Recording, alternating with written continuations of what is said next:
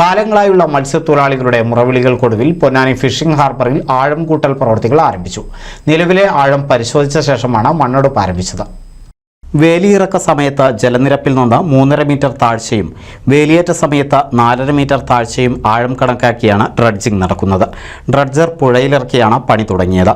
ഇതിന്റെ ഭാഗമായി നടന്ന സർവേ റിപ്പോർട്ട് ഹാർബർ സൂപ്രണ്ടിംഗ് എഞ്ചിനീയർക്ക് കൈമാറും. 6.37 കോടി രൂപ ചെലവിലാണ് ഡ്രഡ്ജിംഗ് പ്രവൃത്തികൾ നടക്കുന്നത്.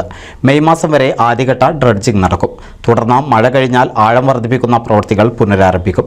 പൊന്നാനി അഴിമുഖത്ത് മണൽ അടിഞ്ഞുകിടക്കുന്നത് മൂലം മത്സ്യബന്ധനയാനങ്ങൾക്ക് ഭീഷണിയാണ്. നേരത്തെ തകർന്ന വള്ളങ്ങളുടെ അവശിഷ്ടങ്ങളും അഴിമുഖത്ത് കെട്ടിക്കിടക്കുന്നുണ്ട്. ഇത് യാനങ്ങളുടെ സുഗമമായ സഞ്ചാരത്തിന് തടസ്സമാവുകയാണ്. കൂടാതെ വേലിയിറക്ക സമയത്ത് ബോട്ടുകൾ മണ്ണിൽ തട്ടുന്നതായും ആക്ഷേപമുണ്ട്. 4 വർഷം മുമ്പ് ഹാർബർ പ്രദേശത്ത് ഹൈഡ്രോഗ്രാഫിക് സർവേ നടന്നിരുന്നു.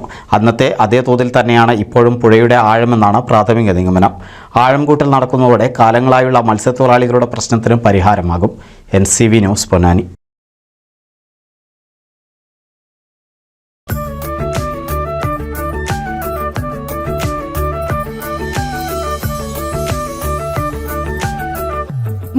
വർഷത്തെ വിശ്വസ്ത പാരമ്പര്യവുമായി എന്നും എപ്പോഴും കൂടെയുണ്ടെന്ന വിശ്വാസം.